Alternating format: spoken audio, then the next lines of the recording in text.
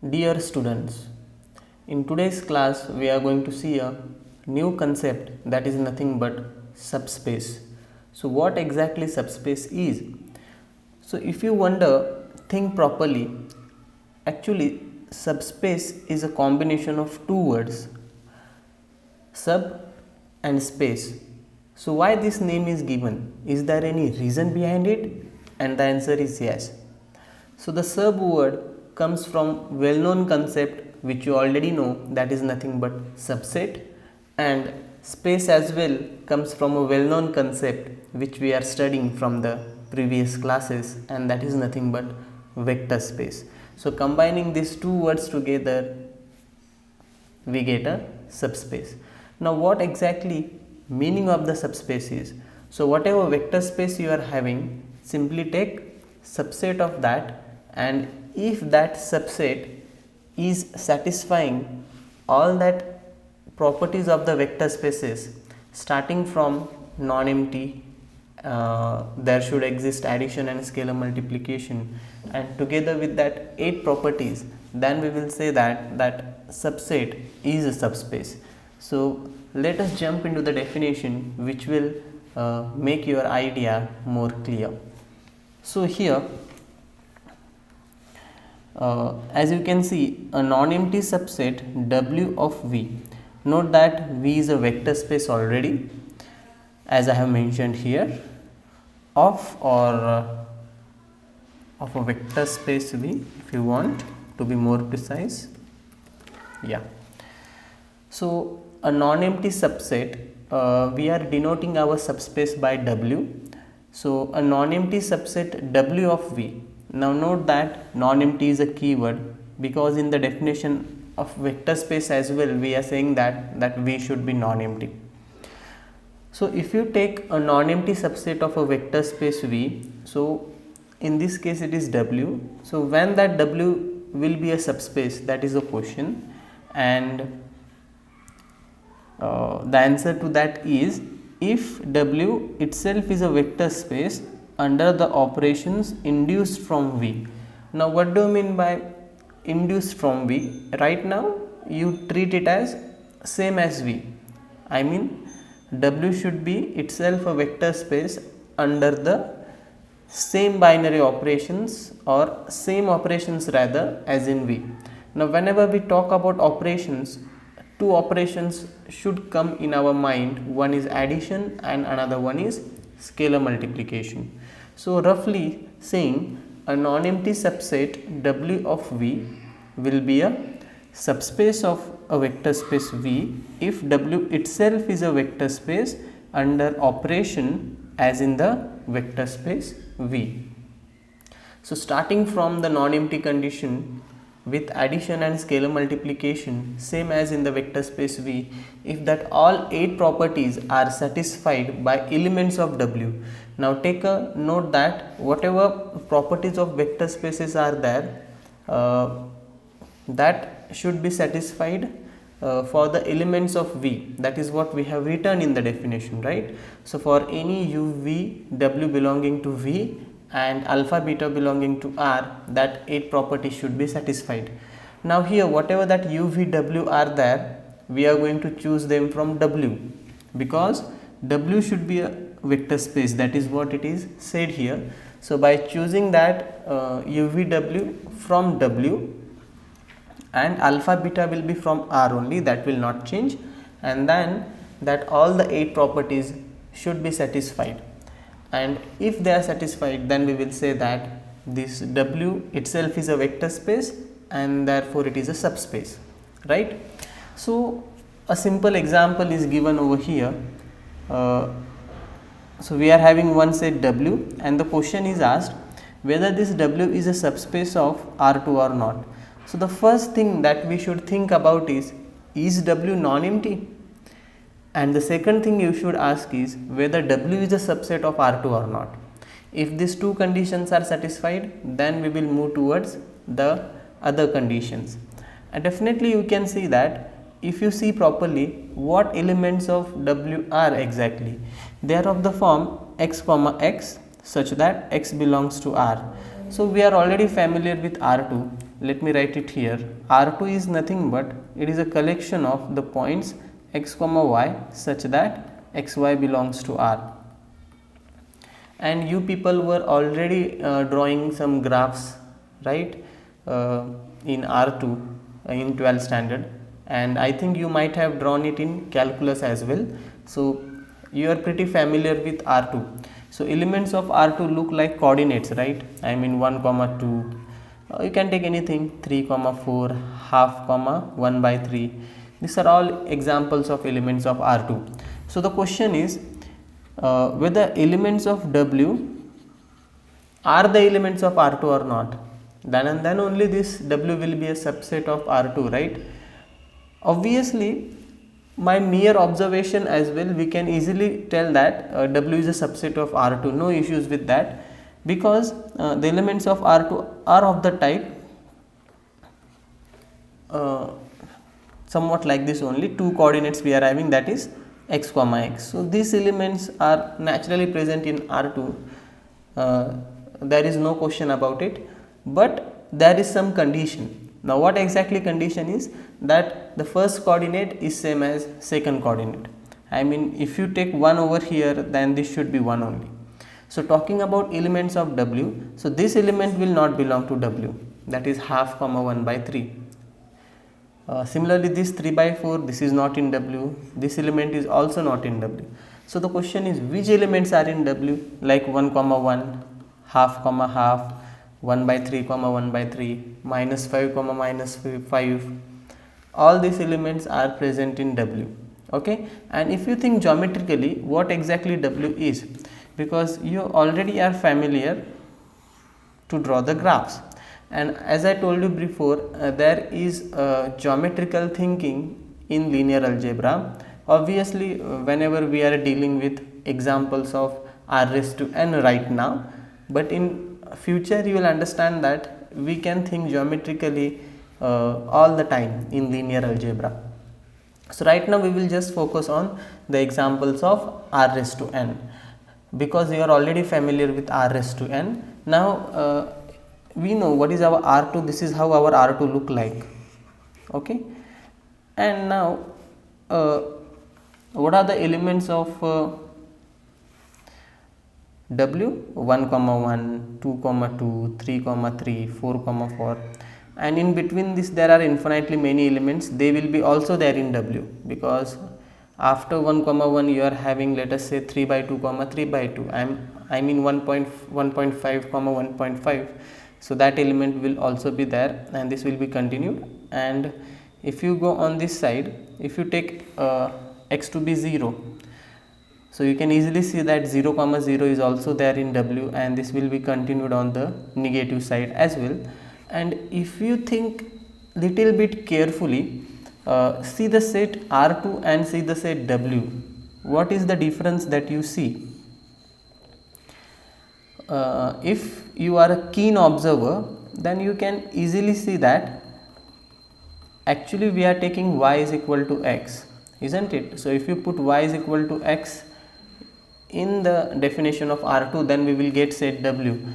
So actually our W is nothing but y is equal to x geometrically, and geometrically y is equal to x is nothing but a line passing through origin, and which we all are familiar with, and this is the line. Okay, so in other words, the question asked to us is whether this line passing through origin, that is nothing but y is equal to x, is a subspace of R2 or not. So in order to check whether it is a subspace of R2 or not, we are supposed to think that whether the set is non-empty first of all, that is important.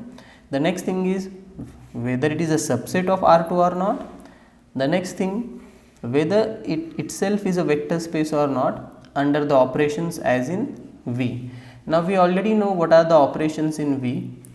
This is how we add elements of R2, and this is how we add elements, this is how the scalar multiplication is defined in R2. So with respect to this addition and scalar multiplication, we have to show that this W satisfies all that 8 properties. So first of all we will try to show that this set is non-empty. So the question is this set non-empty? Obviously the answer is yes. In fact, there are infinitely many elements in W, but there is a small trick that I will share with you. It is a secret actually. Keep in mind that whenever you have to show certain set is non-empty in vector spaces I am talking about, so always try to show that the 0 element is there in that set. Don't think of any other element, it has an importance. Then you will say what exactly the importance is, I will tell you in a while. So always try to show that the 0 element is present in that set in order to show that the set is non-empty. Now the question is the 0 element present in W or not? Now what exactly our 0 element is? 0 element in the sense I am talking about 0 vector. Now you already know what is the 0 vector of R2, that is 0 comma 0. So the question is whether it is present in W or not? Absolutely it is present, because the first coordinate and the second coordinate of the 0 vector is same. That is the speciality of elements of W, right? Both the coordinates should be same. So I will say as 0 comma 0 belongs to W, therefore W is non-empty, no question about it. Now W is a subset of R2 also, that is very clear. So I will say clearly W is a subset of R2. So we are done with this, okay. Non-empty part and subset of W part is done. Now what is left out? W itself is a vector space as the operations in R2 in our case.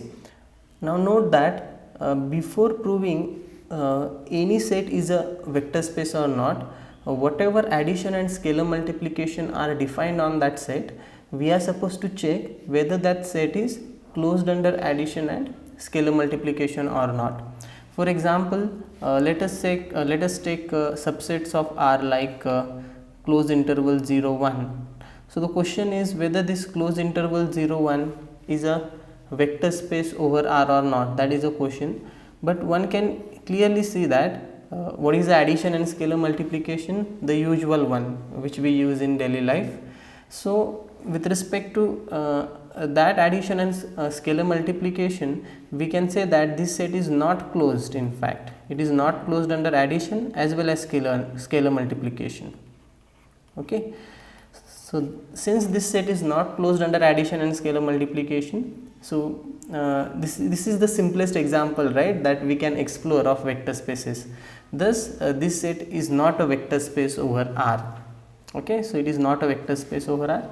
And if you take some finite set, so singleton 0 1 2, so whether this set is a vector space over R or not, that is a question. Again not, because this set is not closed under addition, and in fact it is not closed under scalar multiplication as well. So therefore this set is also not a vector space. And if you take about singleton 0, what about this? So will it be a vector space over R?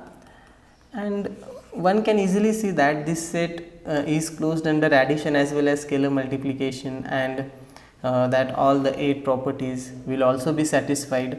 Thus this singleton 0 will be a vector space over R. Okay, so such type of subsets which are not closed under addition and scalar multiplication will never be what? Vector spaces. So this is very important thing to check. So whatever examples we have discussed previously, like R raised to n and set of matrices, it is very much clear that that sets are closed under addition and scalar multiplication. Now remember that in case of R raised to n, what was the addition given? That we were adding it tuple wise, and the scalar multiplication was we were multiplying that scalar to each and every coordinate. And similar thing was in case of matrices also, how we were adding two matrices, like adding each and every entry, the corresponding entries of that matrix, and the scalar multiplication was there, that we were multiplying that scalar to each and every entry of the matrix. So with respect to these operations, that both sets were what? closed under addition as well as the closed under scalar multiplication. Actually we did not talk this while discussing that examples, but this thing you should know. Now checking this W whether it is a subspace or not. So first of all we have to see whether this W is closed under addition and scalar multiplication or not. So as I told you, what is the addition? The first thing is to check whether this W is closed with respect to this addition and scalar multiplication or not, and that can be easily checked. As if I take two elements of W, let me say first element is x comma x and the second element is y comma y. So what will be my u plus v? My u plus v over here will be like x plus y comma x plus y, and you can see that the first coordinate and the second coordinate is same, and that is nothing but the speciality of W. Thus it belongs to W. And as well as if you check alpha u, so what will be my alpha u? My u is x comma x, so alpha u will be alpha x comma alpha x, and you can see that the first coordinate as well as the second coordinate. Therefore we can say that there exists addition and scalar multiplication on W with respect to which the set W is closed. So thus now we can verify that 8 properties, and if that 8 properties are satisfied, then we will say that this W is a vector space, but as it is a subset of R2, so we can say that this W is a subspace of R2. Now we have to verify all that 8 properties. So in order to verify it, we will need 3 elements of W. So we are going to use the notation U, V and W, or you can use any notations. So let me say let, better I will go for I will say let, U is equal to x1 x2, V is equal to y1 y2, W is equal to z1 z2. Now you might wonder that what is the speciality of elements of W? The first coordinate and second coordinate is same. So instead of writing x1 x2, what should I write here? X comma x, right? So I will say x comma x. Here either you can write y1 comma y1, or I will go for somewhat like this, belonging to W, and alpha beta belonging to R be n elements. Now one by one we have to start proving that properties. So that I leave it to you, that is the homework. One can easily show that all the properties are satisfied. Let me show you the first one. So in order to show first one, what we are supposed to show, this u plus v is equal to v plus u, right? So I will start with u plus v. Let us put the value of u and v here. So u is x comma x, v is y comma y, and if you add them you will get x plus y comma x plus y. Now the similar calculations can be done for v plus u also, and one can easily show that this is also x plus y comma x plus y, and thus the commutative property is satisfied. Now talking about P2 that you can do, now let us think of P3 property. So what does the P3 property say? There should exist 0 bar belonging to W in this case, because we are checking that 8 properties for the set W in R. We are interested to know whether this W satisfies that all properties or not. Therefore we have taken the elements from W, right? And if all the properties are satisfied by the set W, then W will be a subspace of R2. So no questions for P2, that can be done by you. Talking about P3, so can you tell me 0 element in this set W such that our u plus 0 should be equal to u? And the answer is very simple for that, right? The same element will work, right? Which one? The element that we have started with. Therefore I have told you, while showing the set is non-empty, always think of a 0 element, so that 0 comma 0 will work. Let me show you. There will exist 0 bar is equal to 0 comma 0 belonging to W, such that u plus 0 bar, okay, what is my u? My u is x comma x, plus 0 bar is 0 comma 0, and if you do certain calculations you will find that this is x comma x and that is our u back. So 0 bar, that is nothing but identity exists in W. So happy, right? Now the P4 property, that is nothing but existence of additive inverse. Now what we have to do here is, so for each u is equal to, the notation we have taken is x comma x belonging to W. What we have to find? There exists means we have to find it, right? Some element in W such that after adding that element of W we should get our 0 vector back, and our 0 vector is nothing but 0 comma 0. So whatever this element exists here, that element should be from W1. That is the important thing, because what is said in P4, for each u belonging to W there should exist minus u belonging to W. Okay, that element should belong to W. So can you guess what should I write here? Yes, you are superior, very good. So if I write minus x here, that will work, right? Because x plus minus x will be 0 and x plus minus x will be 0. So the question is whether this element belongs to W or not. Answer is yes, because the first coordinate and the second coordinate is same. That is the speciality of W, that both the coordinates are same.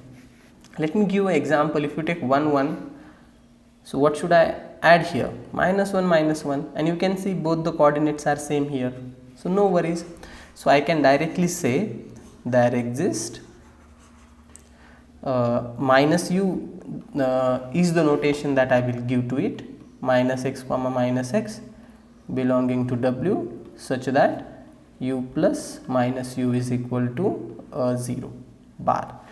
So rest of the properties can be verified by you, that I leave it to you, and that can be easily done. Thus our conclusion is all the 8 properties are satisfied. Okay, that is given as homework, that can be done. Thus this W is a subspace of R2.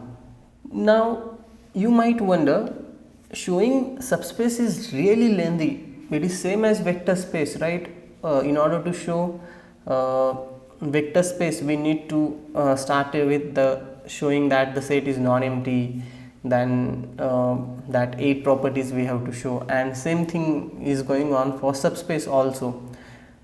So in order to simplify this, there is one criteria known as a subspace criteria. So that criteria we are going to see in the next lecture. So actually whatever this 8 properties we are checking in order to check whether certain subset of vector space is a subspace or not, that is a question in front of us, right? Suppose you are having some vector space, and if we take some subset of that vector space, so in order to check whether that subset is a subspace or not, we need to do all these calculations again, starting from showing non-empty to this all 8 properties, which is a lengthy job. But mathematicians, what do mathematicians do? They try to just simplify the things, right?